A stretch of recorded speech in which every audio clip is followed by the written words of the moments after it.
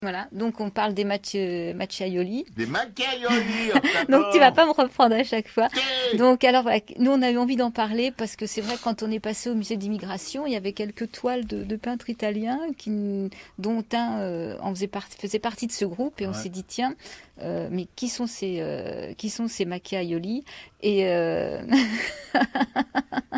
et je me souviens moi d'avoir vu une affiche dans Paris. En fait, ouais, c'était en 2013. Il y a eu une exposition à l'Orangerie. Et à l'époque, on est passé à côté. Ouais. Et c'était du coup une bonne occasion d'y revenir. Donc, Voilà. qui sont ces jeunes artistes toscans qui vont révolutionner la peinture italienne du 19e siècle dans les années, entre les années 1855 et 1870. Donc, c'est des œuvres donc les Parisiens ont pu découvrir pour la première fois en 1978 au Grand Palais et puis en 2013 à l'Orangerie. Et ces macchiaioli n'ont eu qu'une exposition de leur vivant, c'est à Florence en 1862. Donc à partir des années 1852, à quelques mètres de la place du Dôme à Florence, il y a une salle du café Michelangelo qui est décorée de tableaux en trompe-l'œil, réalisés par les peintres qui fréquentent ce lieu et qui va devenir un lieu de rencontre vivant des intellectuels et des artistes, ce qui peut faire penser un peu au café Garbois vers la place Clichy où se retrouvaient les futurs impressionnistes. Donc c'est là que ce groupe des macchiaioli va se constituer et qu'ils vont s'y retrouver et échanger avec d'autres artistes. Alors des artistes tant florentins que venus d'autres villes italiennes, mais aussi des artistes étrangers. Donc ce café reflète en fait cette ferveur politique, littéraire, artistique et musicale qui caractérise les milieux progressistes de l'Italie. Alors pourquoi macchiaioli? En italien, macchia a plusieurs significations. Il peut servir à indiquer un signe de couleur, une esquisse à l'état d'ébauche picturale, aux moyennes taches qu'on appelle des macchias. Par exemple, on mettra une seule couleur pour le visage, une pour les cheveux, une pour le fichu, ou pour le sol, ou pour le ciel. Et en Toscane, macchiaiolo désigne un type de limier qui est utilisé pour la chasse aux sangliers. Et le mot macchia signifie aussi, je crois que c'est juste dans la région de Florence, un individu étrange. Individu étrange comme on peut imaginer que ressemblait par exemple un des peintres du groupe qui s'appelle Telemaco Signorini avec un chapeau, enfin une allure un peu ouais, étrange. Donc c'est par conséquent c'est comme un terme péjoratif qui va être utilisé par un journaliste de la Gazette du Peuple quand ils vont découvrir les tableaux en cette exposition 1862. Donc c'est comme, comme les impressionnistes ou les fauves. Quoi. Ouais, voilà. Voilà. Donc ces macchiaioli sont des peintres engagés aussi politiquement, qui n'hésitaient pas à critiquer le gouvernement du grand-duc Léopold. Et la politique et l'art vont marcher côte à côte donc, durant toute cette période du Risorgimento. Risorgimento, donc c'est la résurrection, c'est toute cette période de création de l'unité italienne. Donc beaucoup parmi les macchias se sont engagés, que ce soit en 48, en 59 et peut-être même après, je crois en 66.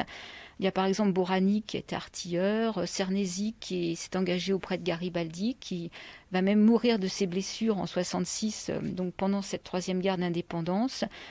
Et ils vont donc, par ces engagements aussi sur le terrain, renouveler un peu la peinture d'histoire. Il y en a un particulièrement qui s'appelle Fattori, qui a fait pas mal de peintures de bataille, dont une qui s'appelle Le Soldat démonté. Enfin, on reparlera après des... Ouais, c'est le Messonnier italien. Ouais. Voilà, donc l'unité italienne réalisée, les macchias ne sont jamais devenus des artistes officiels. Ils vécurent et moururent dans la pauvreté, souvent pour tous ceux qui sont restés en Italie, et ils firent des petits boulots pour survivre, pour payer leurs dettes. Donc ils ne devinrent jamais des hommes de pouvoir, ils restèrent toujours des hommes contre. Par exemple, Lega, qui est un des grands propagandistes de Mazzini, lui a peint les derniers moments donc, de Mazzini. C'est Mazzini qui était considéré comme l'ennemi public numéro 1, considérant que la culture était un élément essentiel de la future Italie et qui n'hésitait pas à user du poignard ou de la carabine, et tout en étant un exégète de Dante, quoi, un intellectuel. Et c'était un peintre aussi? Non, c'était le Mazzini, c'est un engagé, quoi, c'est un politique. Ouais. Voilà. Donc ce tableau, d'ailleurs, c'est un tableau qui avait été perdu, puis retrouvé, et qui apparaît, alors ça c'est Gramsci qui le dit, qui apparaît comme le requiem d'une révolution manquée, en fait. Donc un nom qui va être aussi indissociable de ces macchiaioli, c'est Diego Martelli.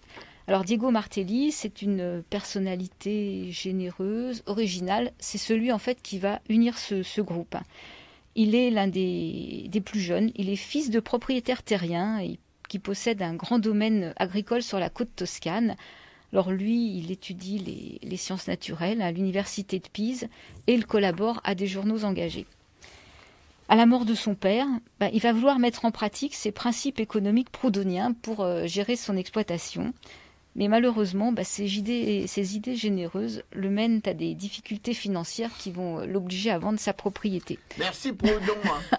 Mais avant d'en arriver à la vente de sa propriété, en fait, pendant 10 ans, il va recevoir ses amis peintres, donc les Macchias, et là, tout ce petit monde va former une colonie. Donc, dans sa villa, ça sera un lieu d'inspiration, de création.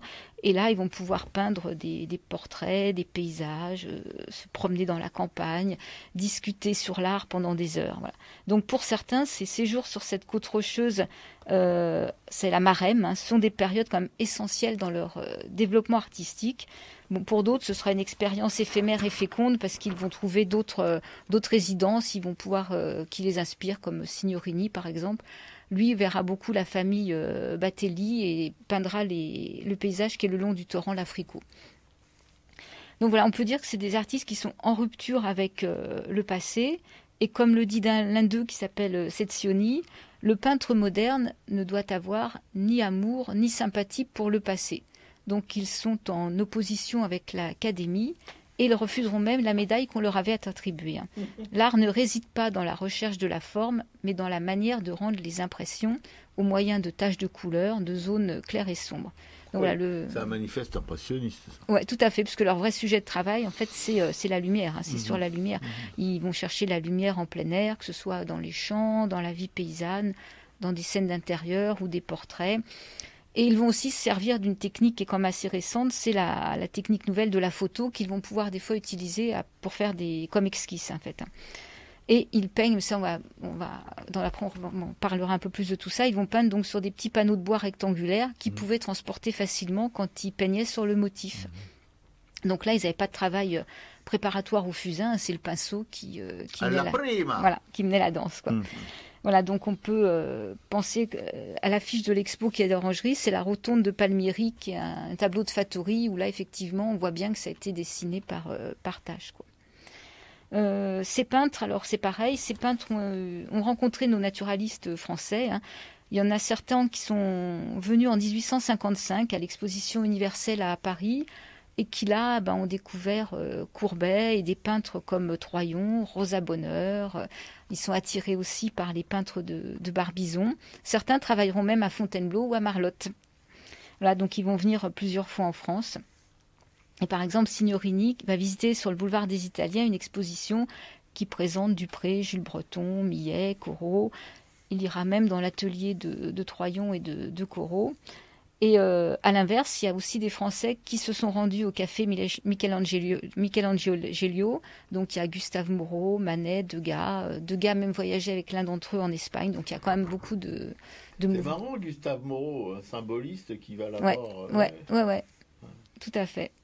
Voilà, donc il y a peu de choses ici en français parce qu'ils ont beaucoup écrit. Signorini, par exemple, a écrit ses mémoires, lui était critique d'art. Donc il a fait 5 articles qui ont retracé toute l'histoire de ce mouvement dans la Gazzettino dell'Arte del Disegno.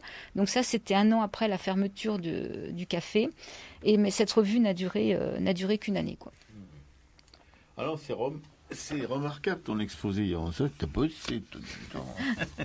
Non, mais le bouquin de l'expo que j'ai emprunté de l'Orangerie est vraiment très très bien fait et passionnant. Et c'est vrai qu'on aura envie de s'y plonger encore plus. Là, j'ai fait une synthèse. Donc après, effectivement, il faut qu'on revienne un peu sur les tableaux et puis peut-être développer picturalement quand même ce qui émane de tout ça, quoi. Non, mais vous vous rendez compte, hein, une pointure la petite là. Hein. Mais j'ai regretté, en fait, j'ai vraiment regretté qu'on n'ait pas vu cette exposition parce que ces tableaux, je suis même pas sûre qu'il y en ait à Orsay, même si l'exposition avait été faite avec le musée d'Orsay. Il faut aller à Florence pour en voir la plupart, quoi. On essaiera d'y aller un de ces 4. Hein. Moi, je demande pas mieux. J'y suis allé il y a très très longtemps. Pour moi, c'est la Mecque. C'est la Mecque de l'art en Europe, en tout cas. Voilà, c'est quelque chose Alors, on n'est pas déçu quand on y va. Enfin, on n'est pas déçu et en même temps, on est un petit peu déboussolé parce que dans l'imagination, c'est pas tout à fait pareil. Voilà. Oui, non, cette découverte, et moi, ce qui m'a frappé, vous allez me dire, c'est un peu prosaïque, mon histoire, mais c'est le format de leur peinture. Ouais. C'est des formats petits, mais très allongés, vous voyez, 10 cm de haut sur 40 de longueur. Et en même temps, c'est très intelligent, c'est ce qu'on appelle le format à l'italienne, mais le format à l'italienne, c'est, oui, je répète, exagéré. Voilà, mais ça m'a frappé parce qu'en même temps, c'est très intelligent. Parce que les paysages, c'est souvent un panorama, c'est pas enfermé dans un carré ou dans un rectangle tout con, voilà. Et je trouve, j'avais jamais vu quelque chose de cet ordre, et j'ai jamais vu non plus de châssis dans les magasins de Beaux-Arts, hein, même dans les magasins qui sont spécialisés dans le châssis, des châssis de ces dimensions, et c'est vraiment, enfin...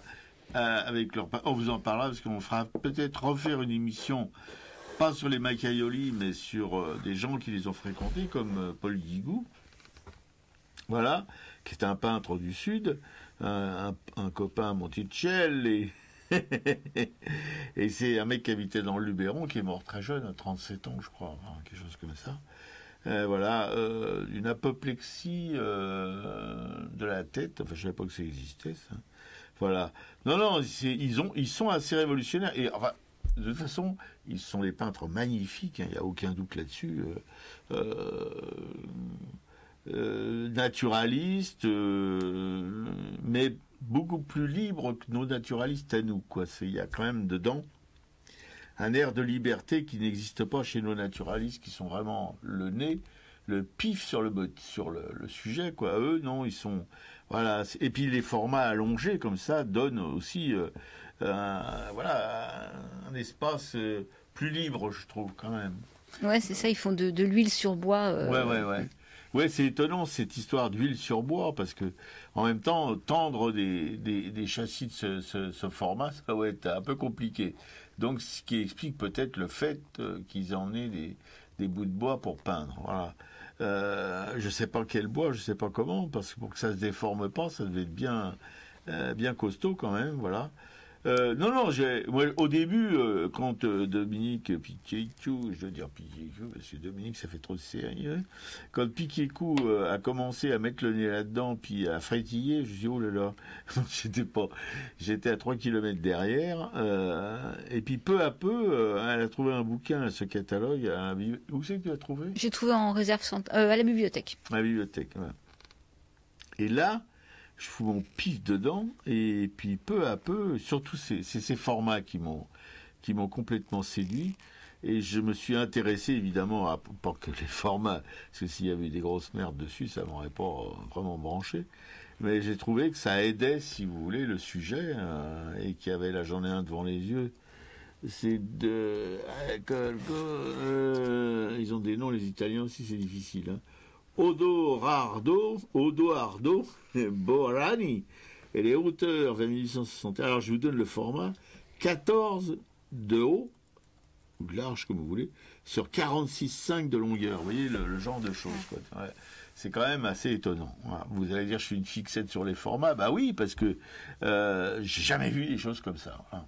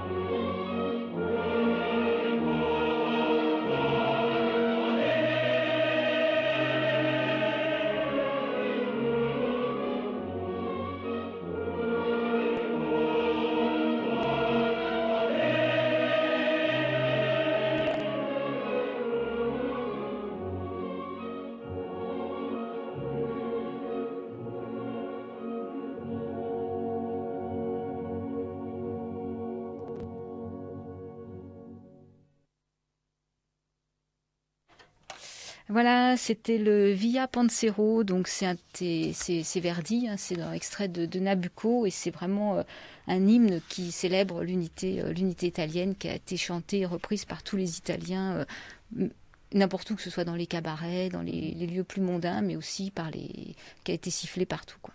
Ouais. Oui, mais on sait que les Italiens et l'opéra, c'est une histoire quand même assez exceptionnelle, voilà. Oui, parce que, si vous voulez, on est en pleine époque révolutionnaire.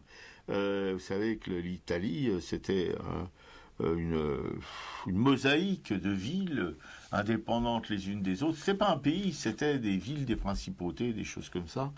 Et sous domination austro-hongroise, je crois. Hein. Voilà, et ils se sont battus, évidemment, particulièrement la figure emblématique de la révolution italienne, c'est Garibaldi, hein, qui a été soutenu en même temps par les Français, voilà. À Montélimar, par exemple, la caserne, c'était une caserne garibaldienne, voilà, qui a été où Garibaldi et ses troupes ont séjourné. Donc les Italiens et ces Maccaioli sont tous, enfin la plupart en tout cas, comme vous l'a expliqué Piquet-Cou, qui ont vécu pauvrement et qui sont morts pauvrement, et nous, ça nous parle hein, ici, parce qu'on connaît, on sait que, à part quelques têtes d'affiche qui s'en sont sorties, la plupart des artistes, même en France, hein, ont mal vécu, quoi, voilà, et particulièrement en Italie, et parce que eux, en Italie, c'était parce qu'ils étaient des révolutionnaires, c'est pas parce que ils étaient des mauvais, ou c'est, parce que, évidemment, la bourgeoisie aime pas trop ça, quoi, voilà. Donc, et puis ils avaient pas une vocation à faire du fric, en plus, c'était pas leur truc, quoi, leur truc, c'était de peindre, d'abord, et puis de se servir de leur art pour montrer l'Italie, voilà, l'Italie populaire la plupart du temps. Il y a aussi des scènes bourgeoises, mais... Oui, il y a aussi des scènes bourgeoises, parce que c'est vrai que des fois, leurs tableaux aussi servaient à décorer quand même des maisons bourgeoises. Mais c'est pas ça qui les a enrichis, en tout cas, voilà. Alors, justement, cet homme dont vous parlez, Piquet-Cou, là, dont on a une peinture sur son lit de mort, là, voilà, et tous ces jeunes artistes, eh ben, ils étaient un petit peu... sous l'influence de cet homme, je crois. Bah, et surtout les gars, en fait, oui, qui étaient vraiment, oui, à sa mort, c'était catastrophique. Ouais, quoi. Voilà. Non, c'est la différence avec nos artistes de naturalistes ou impressionnistes, voilà, et qui sont passés joyeusement à côté de toutes les révolutions. À part Delacroix qui a fait une peinture voilà, sur les barricades, c'est 48 je crois, enfin quelque chose comme ça. Courbet, tout ça, tous ces gens-là. Si Courbet il était investi comme il était ministre de la Culture, mais pendant la Commune, mais il n'a pas fait, enfin, ou une position qui un peu l'assimile au ministère de la Culture, mais il n'a pas fait de peinture vraiment sur la Commune, voilà. Il y en avait même qui dénonçaient la Commune, parce que évidemment, pour les affaires, c'était pas terrible, quoi, voilà. Bah, c'est vrai, quand on avait regardé Rosa Bonheur, qu'on aime en tant que peintre, bon, la Commune, elle était déjà dans sa maison à Thomery, on sent que ça les saoule un peu, quoi, ça les empêche de mener leur petite vie tranquillement, ils aimeraient bien qu'on en termine aussi, voilà. Ouais. Tandis que ces Maccaioli, eux, ils étaient vraiment impliqués à fond là-dedans, quoi, voilà. Ce qui est quand même, enfin, pour nous, ça semble normal, mais ce qui est quand même exceptionnel, si vous voulez, au niveau enfin de la péninsule italienne, mais même de la France, parce que la France n'arrive pas du tout. Alors bon, voilà, et ce qui a quand même structuré leur vie artistique, quoi. C'était quand même ça. Ouais.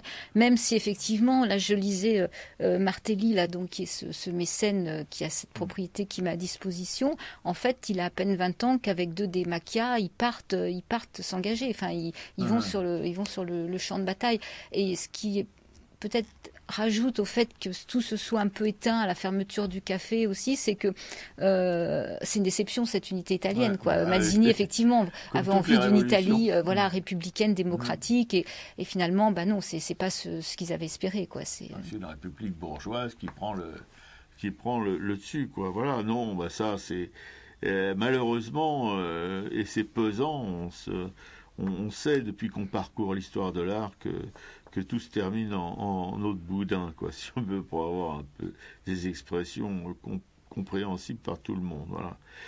Non, c'est voilà. C'est triste en même temps, mais ça a permis, si vous voulez, l'éclosion d'un art. Faut comprendre que l'Italie, c'est quand même le Quattrocento, c'est l'art baroque, et que ces gens-là, la première fois que je suis allé en Italie, à Florence, je veux dire que j'ai ressenti ça. Et puis la Toscane, j'ai ressenti, si vous voulez, cette pesanteur de l'histoire de l'art italienne, quoi. Et je me disais, si j'étais, moi, en Italie comme artiste, je ferais rien. J'irai voir tout ce qui a été fait, mais c'est pas possible de travailler. On est vraiment, c'est une chape, comme on dit, de plomb, hein. Bon, alors là, j'enfile le lieu commun avec Allégresse, mais voilà, c'est ça. Et si vous voulez, la vraie révolution de ces Macchiaioli, c'est d'avoir, si vous voulez, couper le cordon ombilical avec cette histoire de l'art extrêmement prégnante. Voilà. Ça, c'est quand même révolutionnaire pour eux. Parce que, bon, la société italienne ne les a pas reconnus. Pourquoi ? Parce que, justement, toute la société italienne, elle est contemplative, elle se nourrit toujours de son histoire de l'art ancienne, quoi. Voilà. Ce qu'on n'a pas eu en France, parce qu'en France, on n'a pas eu de Quattrocento en France et on n'a pas eu d'art baroque en France. Voilà, la France, ça s'est passé plutôt légèrement une question d'histoire de l'art. Tandis que l'Italie, non. Il y a quand même des gens qui ont été tellement, comment dirais-je, puissamment reconnus. Enfin, je ne veux pas vous faire la sérénade, vous les citer, hein, puis ça me saoule un peu aussi. Mais enfin, vous savez très bien de qui je veux parler. Voilà. Et là, leur grand mérite, je crois, c'est d'avoir vécu pauvrement, chichement, et puis d'avoir rompu ce lien qui est quand même assez extraordinaire qu'ils ont, tous les Italiens, pas que les artistes, avec leur passé. Parce que avant le Quattrocento, il y avait quand même Rome aussi, quoi. Voilà. Ils vivent sur un champ de ruines somptueuses, où je me souviens de passer dans le nord de la Toscane, en revenant d'ailleurs, et j'étais alors là, fasciné. On traversait, on longeait un espèce de canal là, en bagnole avec des copains. Je parle il y a ça très longtemps, hein, et on voyait des villas avec des statues, avec des marbres antiques, quoi. Tout le long du chemin, c'est pas en plus plusieurs centaines de kilomètres. Mais comment on peut vivre là-dedans ? Je veux dire, quand on est un artiste, c'est pas possible. Ouais, donc c'est vrai qu'on se posait un peu cette question quand même, c'est est-ce que les Macchiaioli sont précurseurs ou pas des impressionnistes, parce qu'il y a eu pas mal d'échanges. Alors par exemple Martelly, là justement ce mécène, lui est allé à Paris et il a rencontré, je crois c'est Pissarro. Il est devenu c'est Pissarro et Degas. Voilà, il s'est lié d'amitié avec Pissarro et Degas, il leur a acheté des œuvres et il est rentré en Italie. Il a continué, bon après l'histoire des Macchiai, il a toujours continué à faire pas mal de choses et il a fait une conférence sur les impressionnistes en Italie, apparemment conférence qui a été un bide, qui a fait un flop, quoi. Donc ça veut dire qu'effectivement ils étaient pas, enfin en tout cas en Italie on n'était pas prêt à recevoir toute cette nouveauté, quoi, alors que Paris restait quand même là encore la capitale culturelle, artistique. Oui, ce qui n'est pas innocent aussi dans le cas de ce mécène, c'est que c'est un anarchiste, comme l'a souligné Picquet-Coup, il était héritier d'un grand domaine agricole et il a voulu le faire fonctionner avec les théories de Proudhon sur l'économie. Et non, c'est pas drôle, hein. Et bon, ça a foiré, quoi. Comme quoi, entre la théorie et la pratique, hein, il y a des grands théoriciens, on se souvient de Karl Marx aussi, hein, des grands théoriciens de l'économie, etc. Et puis en fait, quand ça doit être appliqué, c'est pas du tout la même chanson. Ouais. Mais c'est vrai qu'il est vraiment intéressant ce Martelly, parce que bon, une fois que ce mouvement des Macchias est un peu retombé, lui il a continué en politique, il a créé diverses associations de secours mutuels. Il s'est présenté comme candidat de courant démocratique et il a donc travaillé toujours dans cette veine-là, quoi. Donc Voilà. Puis sa propriété, c'est ça, il mettait. Il y a quelques passages dans le bouquin qui témoignent un peu. Ils étaient comme des rois, ils mettaient le linge à disposition. Enfin. Ouais, voilà, c'est tout à fait l'esprit libertaire comme on l'aime et comme on le. Voilà, comme on le vit pas vraiment toujours nous-mêmes, mais bon, c'est quand même l'idéal libertaire. Quoi. Ouais, surtout. Ouais, excuse-moi de te couper. C'est parce qu'en fait, non. en plus, lui, il y a pas retrouvé financièrement. C'était même pas dans l'idée d'acheter leurs tableaux et de les revendre et de gagner un peu d'argent, parce que ça ne s'est pas passé du tout. C'était vraiment, voilà, participer à cette ferveur, cette effervescence du moment. Révolutionnaire, oui, tout à fait. Oui. Oui, parce que même Garibaldi, c'était pas un marxiste, hein, on peut pas dire. Bon, c'était Garibaldi d'abord. Voilà. Bon, on est nous, je vous l'ai dit, Pichicou, elle a reniflé le truc beaucoup plus tôt que moi.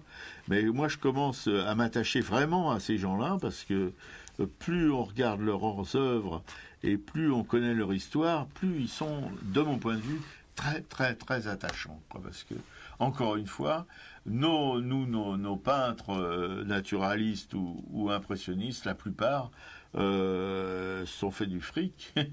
Et puis la plupart, sauf Pissarro peut-être, et oui, sauf Pissarro, étaient des artistes engagés. Quoi. La plupart n'étaient pas engagés comme Pissarro, oui, il l'était. Oui, c'était un anarchiste aussi, comme par hasard.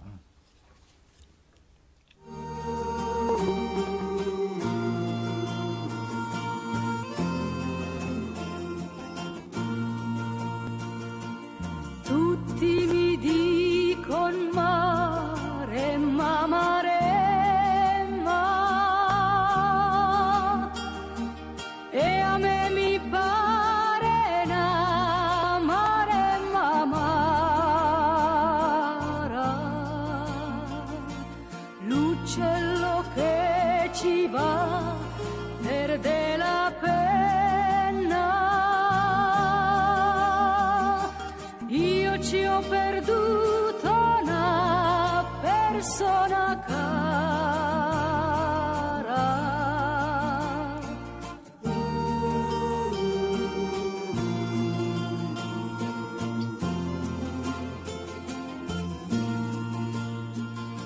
Sia maledetta Maremma, Maremma, sia maledetta la Maremma amara. Quanta paura quando tu ci vai, io temo sempre che non torni mai. Sia maledetta Maremma, Maremma, sia maledetta la Maremma amara.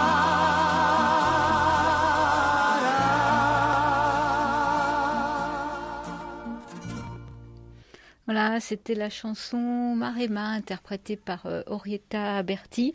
Alors Maremma, justement, c'est cette région de Toscane où se situait la propriété de Martelli. Sauf que là, c'est le côté pauvre. Cette région est le long de la mer Tyrrhénéenne, et c'était une région où il y avait beaucoup de marais, où la malaria a fait beaucoup de morts. Voilà, une ancienne. Là, c'est comme tu dis, en parlant des ruines, c'est les Étrusques qui habitaient cette région au départ, quoi. Oui, voilà. Maremma, Orietta Berti. Voilà, c'est sur ces terres, enfin à proximité de ces terres, mais en tout cas dans les peintures, je pense, des Macchiaioli, il doit y avoir des choses sur la Maremma, non? Ouais, mais je ne pourrais pas dire lesquelles, là, comme ça, de mémoire, en fait.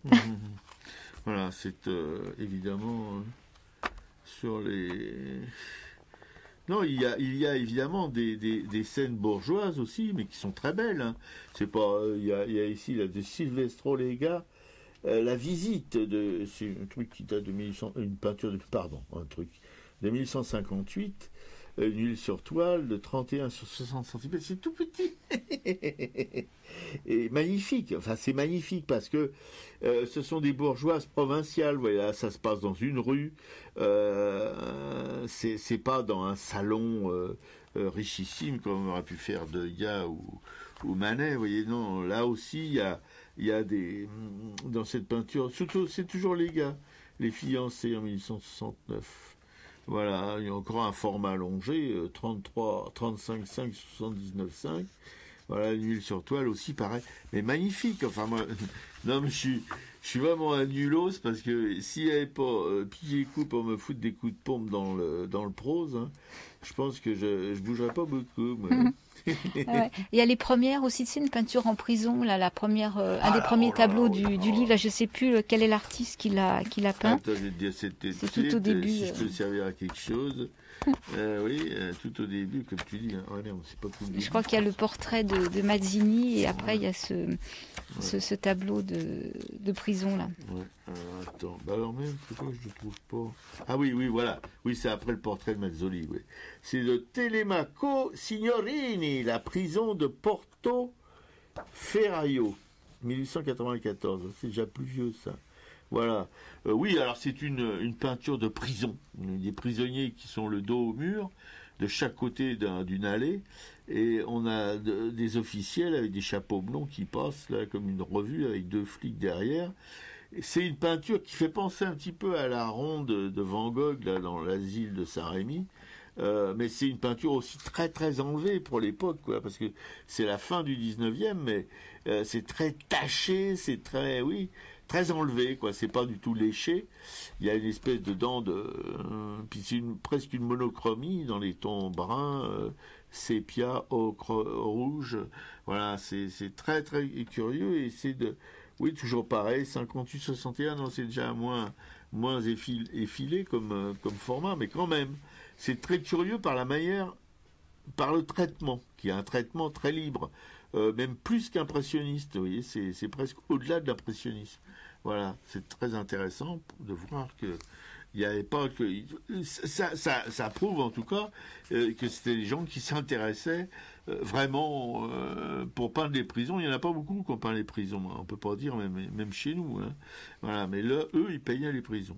Il y a aussi des portraits là dans cette exposition. Il y avait 2 portraits justement de Martelly là.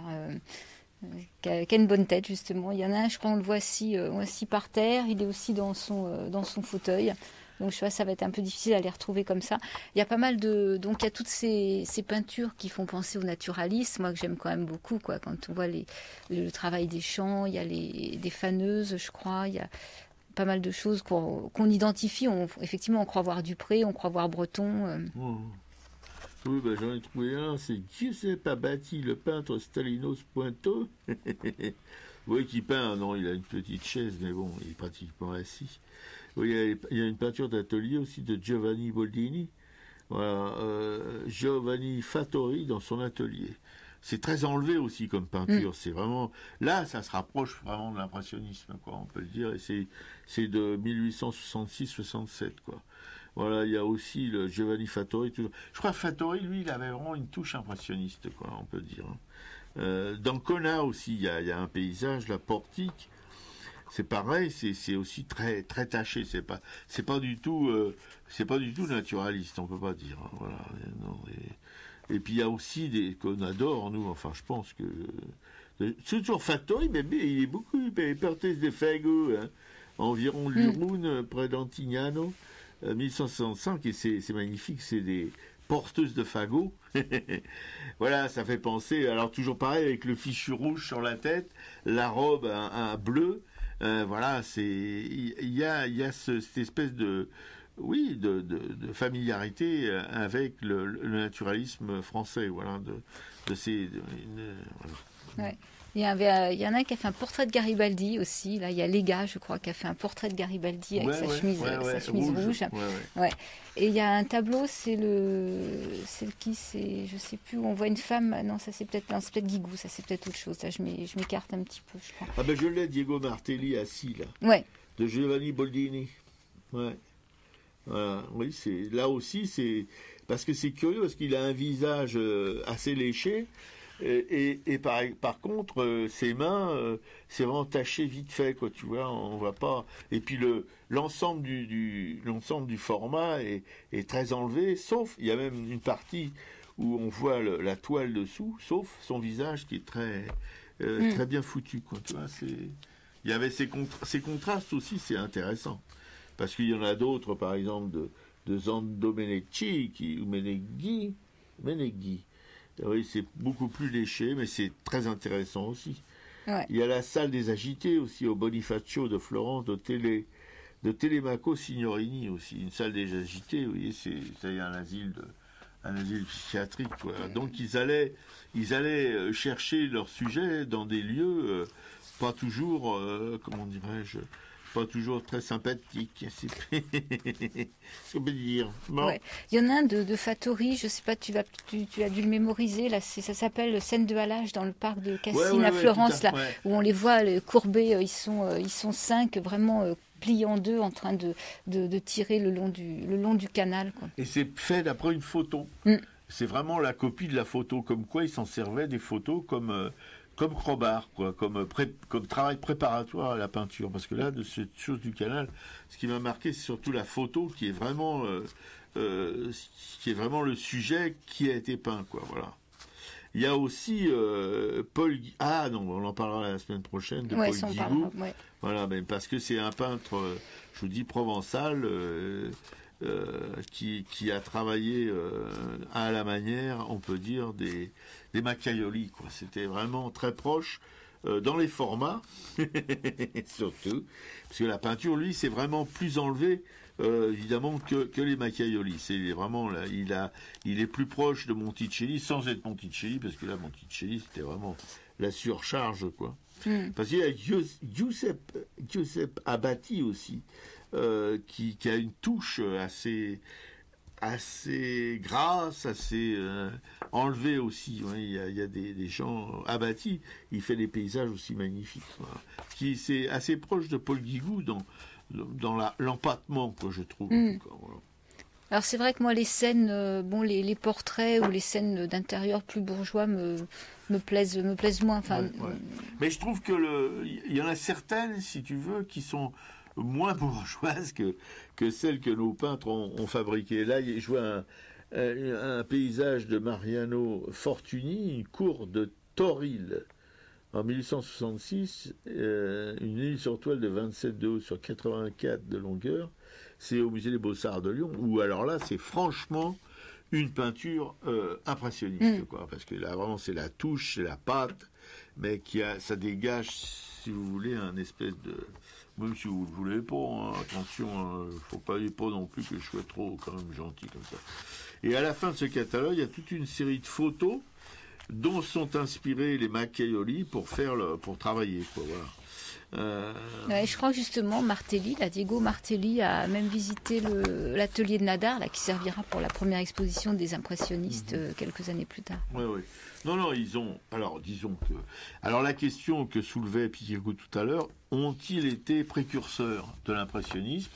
On peut se poser effectivement la question, puisque ces gens-là apparaissent bien avant tous les. Enfin, oui, non, en même temps ou bien avant les gens. Oui, un peu avant, mais après, c'est vrai que rien n'arrive par hasard. Il y a toujours des inspirations, surtout quand on sait que certains sont allés à Paris, voilà, ou que des peintres comme Manet, effectivement, ou Degas se sont déplacés à Florence. Oui, tout ça, il y a des discussions, il y a de l'excitation. C'est comme ça qu'en fait, que les choses arrivent à plusieurs endroits à la fois, quoi. Oui, sauf que leur évolution à eux, elle est plus significative en regard, encore une fois, de leur histoire de l'art, quoi, que chez nous, si vous voulez, elle est complètement détachée de l'histoire de l'art français, et puis, en même temps, à part les naturalistes, mais les impressionnistes, les fauves, tout ça, c'est un peu l'international de la peinture. C'est des gens qui venaient de toute l'Europe, de l'Est, etc., de l'Amérique même, ou de l'Angleterre, mais qui se sont retrouvés à Paris, à Montparnasse ou à Montmartre, ou Montmartre et Montparnasse. Donc ça n'a pas la singularité du mouvement Macchiaioli qui était purement italien, quoi. chez nous, je vous dis, à part les naturalistes, mais la période impressionniste et moderne après, c'était vraiment un melting pot d'artistes. Voilà. Nous, ceux qu'on aime, en tout cas, c'était pas forcément des Français. Il y en avait très peu. Alors, par exemple, il y a Boldini. Alors, lui, Boldini, il est allé vivre à Paris. Donc, il s'est installé à Montmartre. Et là, il a eu un contrat avec Goupil. Donc, oui, il a vendu, quoi. Il a fait de la peinture de genre et ça a fonctionné, quoi. Oui, parce que Goupil, c'était pas non plus une galerie révolutionnaire. Je crois pas. Non, je crois pas. C'était le frère de Van Gogh qui était chez Goupil, non? Je me souviens pas. Il me semble qu'il était chez Goupil, ouais. Voilà, voilà, on a fait... Alors, Piquicou aurait aimé pouvoir approfondir le sujet.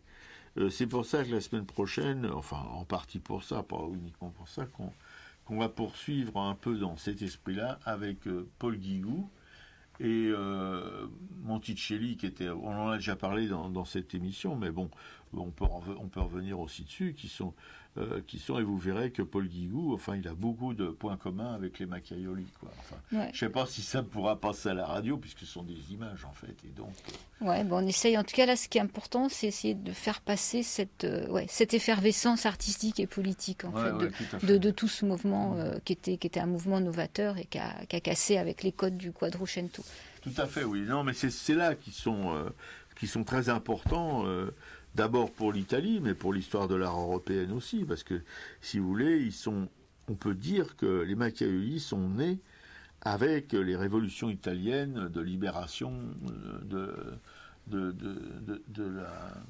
chaînes de l'Empire austro-hongrois, quoi. C'est ça en fait, ils sont nés de ça, en quelque sorte, et c'est ça qui les a, comment dirais, peut-être inspirés d'une certaine manière pendant le temps qu'ils ont existé, en tout cas. Et alors, justement, on rappellera quand même que Modigliani a été en contact plus ou moins avec eux,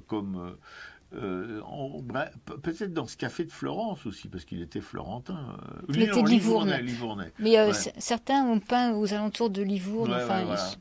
Mais je crois il a pas fréquenté forcément le groupe Macchiaioli, mais il en a fréquenté certains comme professeur. Je me souviens plus, il faudrait que je relise une de ses bios là, où j'avais découvert ça, où on en avait parlé d'ailleurs ici, et effectivement dans ce catalogue on voit sa photo, donc c'est bien parce que il est aussi d'une certaine manière il a été touché par ce mouvement, quoi.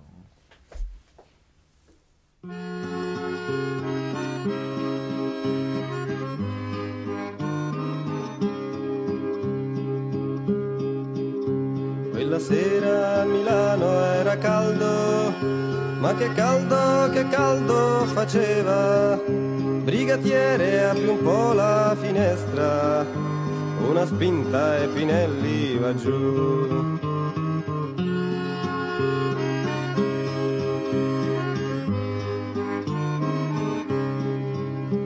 Su quest'ore io ve l'ho già detto, lo ripeto che sono innocente. Anarchia non vuol dire bombe, ma uguaglianza nella libertà. Poche storie confessa Pinelli, c'è il tuo amico Valpreda ha parlato, è l'autore di questo attentato, ed il complice certo sei tu. Impossibile, grida Pinelli, un compagno non può averlo fatto, e l'autore di questo delitto tra i padroni bisogna cercare. Stai attento, indiziato Pinelli, questa stanza è già piena di fumo, se insisti apriam la finestra, 4 piani son duri da far.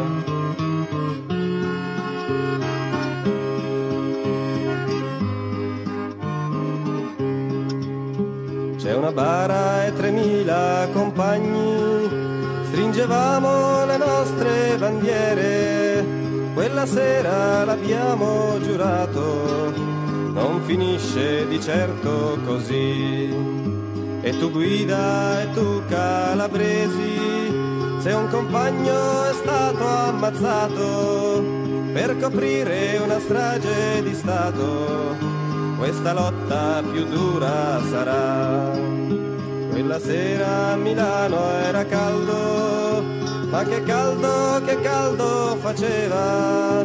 Brigatiere, apri un po' la finestra, una spinta e Pinelli va giù.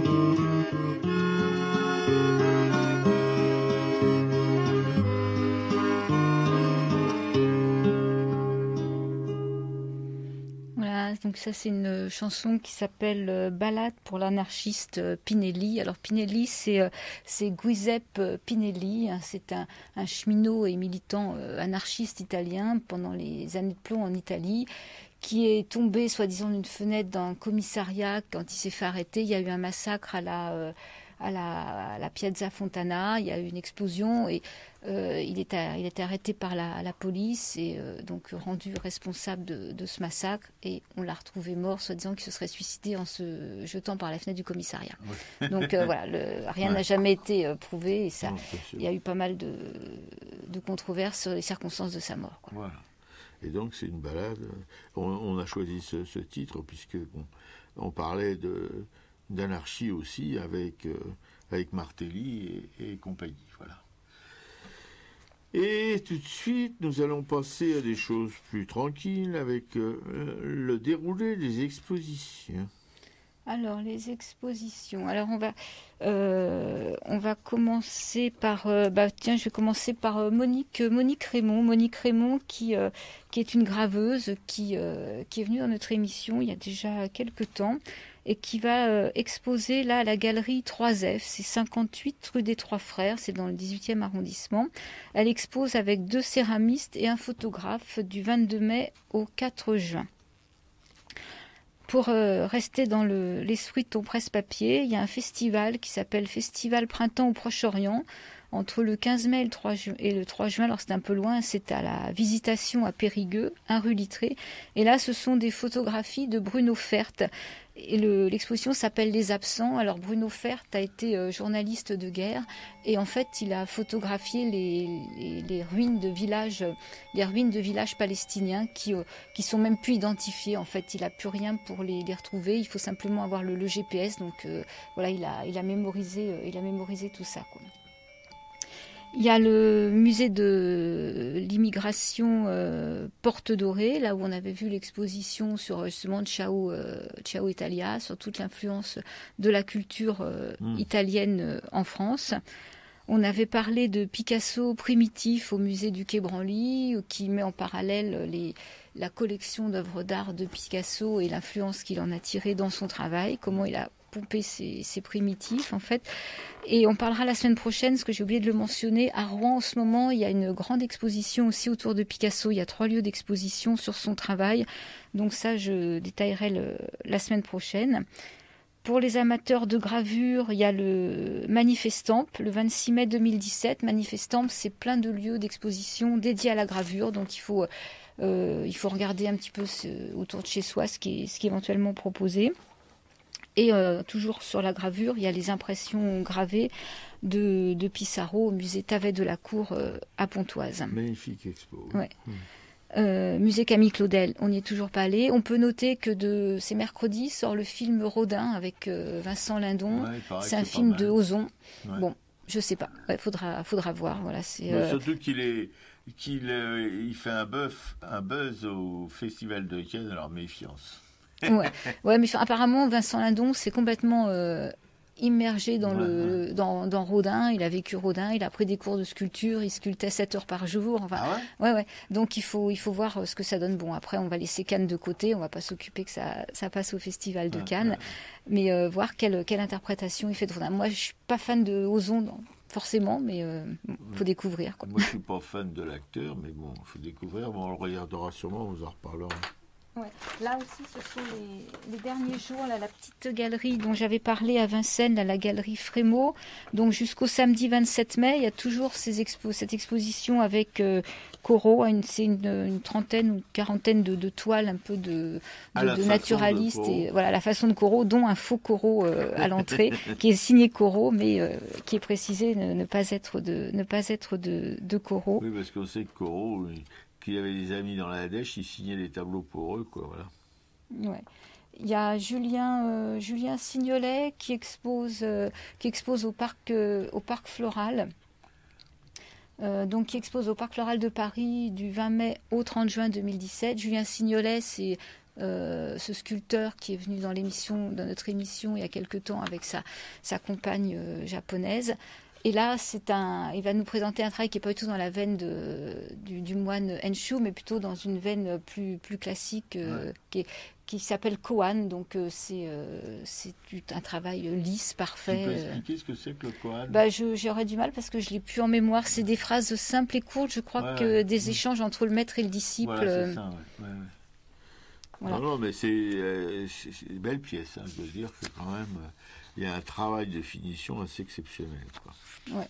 Et qu'est-ce qu'il y a d'autre? Je pense qu'on a fait à peu près le tour. Il y a la galerie Claire Corsia qui nous envoie toujours un petit peu ce qu'elle fait. On n'a pas encore eu l'occasion d'y aller. Elle est rue Saint-Martin. Là, il y a une exposition Sergio Moscona qui s'appelle Entre les lignes. C'est jusqu'au 27 mai. Bon, je trouve que c'est pas si mal ce qui est présenté. Donc, pourquoi pas y passer. Je crois que c'est 230 ou 224 rue Saint-Martin dans le 3e. D'accord. Voilà, je crois que j'ai fait un petit peu le tour de ce qui nous plaisait là en ce moment, quoi. Eh bien, on va passer au culturel de la semaine. Non, excusez-moi. Eh bien, je suis allé voir Alien Covenant au Méliès à Montreuil. Et alors, grosse déception, Formi, parce qu'on m'avait dit, ouais, c'est super et tout. C'est un film de Ridley Scott, c'est son 3e Alien. Voilà, et pour moi, c'est un flop, j'ai dormi la moitié du temps. Je me suis même posé la question de savoir si j'allais me tirer. Puis je me suis dit, non, 3,50 €, il faut que je les rentabilise. Voilà, alors, évidemment, il y a toujours une grosse pub pour ce genre de film. Voilà, nous, on était une demi-douzaine de vieux schnocks dans le cinéma, voilà, c'est étonnant d'ailleurs. Mais c'est à midi, alors évidemment, tout le monde bouffe. Et non, c'est pas... J'étais déçu, voilà, point. Donc, vous précipitez pas forcément. Il y a des jeunes gens qui m'en ont parlé, qui étaient très enthousiastes, mais bon, quand je leur ai dit que c'était pas mon cas, ils se sont posés des questions, et voilà. Et puis il y a Diplomatie de Volker Schondorf. Ouais, alors Diplomatie de Volker Schondorf, on est dans la nuit, je crois, du 24 au 25 août 1944, où Paris, le gouverneur de Paris, Dietrich von Scholstitt, a reçu l'ordre de faire sauter Paris. Un ordre personnel d'Hitler. Hein. Voilà. Et là, on va assister à l'entretien avec le diplomate suédois qui vient, et il y a toute une nuit de discussions et d'argumentaire. Donc le film est parti d'une pièce de théâtre et en fait, on est entre l'histoire et la romance, quoi. Quand je suis allée regarder un petit peu ce qui s'était passé, donc ce diplomate suédois, c'est Raoul Nordling. Donc en fait, il a joué un rôle au moment de la libération. En fait, ils ont négocié des otages politiques. C'est principalement là qu'il est intervenu et qu'il a rencontré ce gouverneur de Paris. Après, sur cette nuit d'entretien, il n'y a rien qui prouve qu'elle ait vraiment existé, en fait, quoi. Et ce gouverneur qui refuse de faire sauter Paris, en fait, a un passé quand même très lourd. Il a déjà participé à la destruction de Rotterdam, il a fait déporter des milliers de Juifs. Donc, en fait, le fait de ne pas faire sauter Paris lui a permis, en fait, même s'il a été emprisonné à la fin de la guerre, d'être libéré 2 ans plus tard, quoi. Ouais. Oui, donc c'est quand même pas un homme remarquable, en fait, par son passé, quoi. Non, il n'a pas été incriminé pour crime de guerre, alors qu'il avait quand même du lourd. Il avait quand même commis des crimes de guerre. Ouais. Ouais, bon, de toute façon, les militaires sont pas des personnages très sympathiques pour nous, qu'ils soient allemands, français, américains, turcs, bref. Mais, sionistes, on n'aime pas les militaires ici. Mais le film, en fait, le film est quand même passionnant parce que même si c'est fantasmé, cette nuit de dialogue, on est vraiment dans un argumentaire qui est passionnant. Et puis, il y a quand même des images d'archives. Au départ, on commence sur la destruction c'est quoi, c'est Varsovie? C'est Varsovie. Voilà, la destruction de Varsovie. Et puis on arrive à Paris avec les plans projetés, effectivement, des lieux qui auraient dû sauter. Et je crois qu'on ne sait pas exactement. Effectivement, il y a Paris. Il y avait des mastiques qui avaient été posés, il y a des endroits de Paris qu'on avait prévu de faire sauter, mais est-ce que c'était vraiment tout ce qui est montré dans le film? On ne sait pas exactement. Paris, si, normalement, s'il avait exécuté les ordres d'Hitler, il ne restait plus grand-chose. Hein. Je veux dire, c'est les principaux monuments de Paris, Tour Eiffel, Opéra, Panthéon, etc., qui explosaient. Mais les explosions, si vous voulez, elles ne faisaient pas seulement sauter le bâtiment, mais elles faisaient sauter tout ce qu'il y avait autour, quoi. Voilà. Donc ça aurait été un beau champ de ruines. Mais en fait, c'est très très bien interprété. Hein. C'est André Dussolier qui joue le rôle du diplomate suédois, et c'est Nils Sarelstrup qui fait le général nazi. Ils sont extraordinaires tous les deux. Tous les deux, tout à fait. Voilà, bon, c'est un bon moment de cinéma, disons. Bon. Et puis alors, un film plus ancien qui s'appelle Les Chemins de la Liberté, là par contre, qui est une histoire pas du tout fantasmée. C'est de Peter Weir avec Colin Farrell et Ed Harris, mais il y en a d'autres encore, mais moins connus. Et voilà, c'est l'histoire, si vous voulez, de prisonniers d'un goulag en Sibérie, sur les ordres évidemment de Staline, enfin pas de lui directement, je pense pas, mais enfin de ses sbires, qui appliquait la politique de Staline. Alors il y a un truand russe, un mec qui a vécu toujours dans la rue, etc., qui a dû se battre pour survivre, et c'est Colin Farrell qui l'interprète magnifiquement d'ailleurs. Et puis il y a un Américain qui est Ed Harris, c'est un vieux Américain, je crois que c'est un communiste américain, qui a emmené son fils en Russie pour qu'il voit ce que c'était que la révolution russe, etc. Résultat des courses, son fils a été exécuté par les staliniens et lui, il est envoyé au goulag. Voilà, vous dire, bon, il est tout bien su. Et puis il y a un autre acteur qui est un peu le leader de ce groupe d'évadés, voilà, qui est aussi un personnage qui a existé, qui lui est un Polonais communiste évidemment, qui est allé en Russie, ou je ne sais plus si c'est en Pologne que ça s'est passé, enfin bref, qui a été accusé, non je pense qu'il était en Russie, qui a été accusé d'espionnage par les staliniens, et ils ont torturé sa femme, etc., pour qu'elle le dénonce, et elle l'a dénoncé, donc elle a été la vie sauve. Et lui a refusé de signer une déposition comme ça se faisait allègrement jusqu'à la fin du stalinisme, même peut-être après. Il fallait que les gens qui étaient incarcérés, torturés, etc., signent une déposition où ils reconnaissaient des faits qui étaient faux, quoi. Comme lui, on voulait le faire. On voulait qu'il reconnaisse qu'il était un espion. Bon, il a refusé, donc il s'est retrouvé au goulag, et ils sont 7 à s'évader en profitant, si vous voulez, d'une tempête de neige, etc., etc., et ils sont allés de Sibérie jusqu'aux Indes, en passant par la Mongolie, par la Chine, par le Tibet. Et voilà. Et ils sont arrivés, si vous voulez, sur les 7 qui sont partis.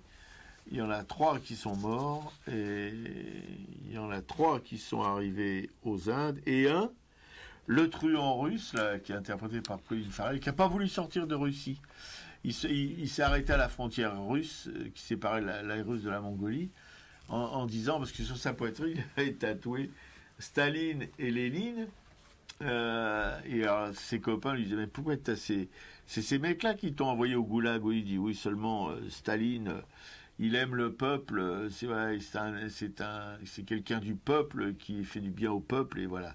Le mec, même si Staline l'avait envoyé au goulag, il trouvait que c'était normal qu'il aille au goulag, de toute façon, avec tout ce qu'il faisait, et qu'il y retournerait peut-être, mais il s'en foutait, il voulait rester dans son pays, voilà. Non, c'est assez passionnant, voilà. On suit ce périple quand même. Ils ont fait 6500 km à pince, dans des conditions évidemment épouvantables. Ils ont traversé des déserts, etc., etc. Voilà, c'est donc, je répète, Les Chemins de la Liberté. Si vous pouvez trouver ça sur le net, si vous voulez Ou peut-être vous l'avez en cassette. Ou... Ouais, ou en DVD dans les bibliothèques. Ouais, voilà. Et ben voilà.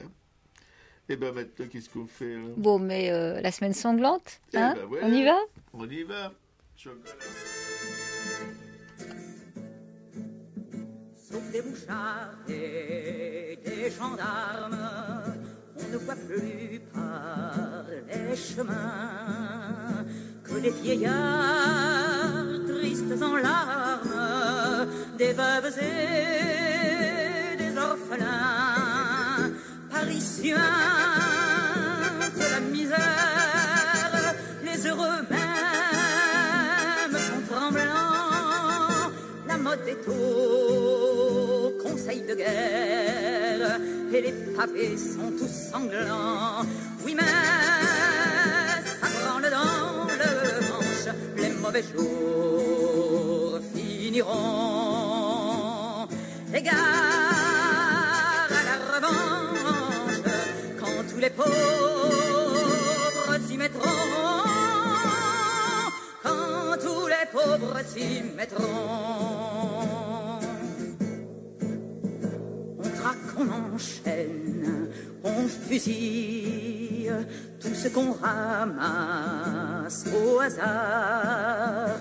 La mère à côté de sa fille, l'enfant dans les bras du vieillard.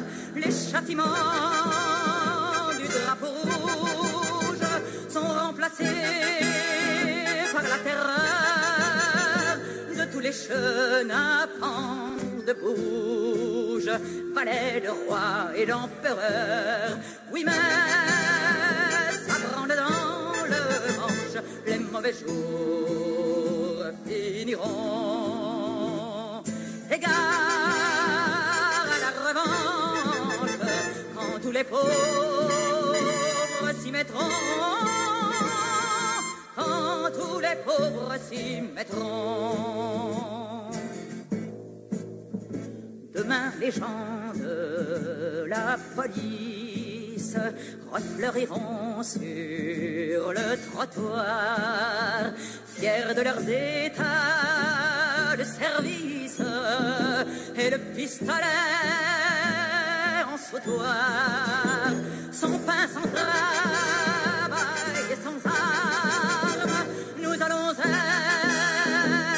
gouvernés par des mouchards et des gendarmes, des sabres peuplés et des curés. Oui, mais ça branle dans le manche, les mauvais jours finiront. Égard à la revanche, quand tous les pauvres s'y mettront, quand tous les pauvres s'y mettront. Le peuple au collier de misère sera-t-il donc toujours rivé? Jusqu'à quand les champs de guerre tiendront-ils le haut du pavé? Jusqu'à quand la sainte clique nous croira-t-elle un vil bétail? À quand enfin la République de la justice et du travail?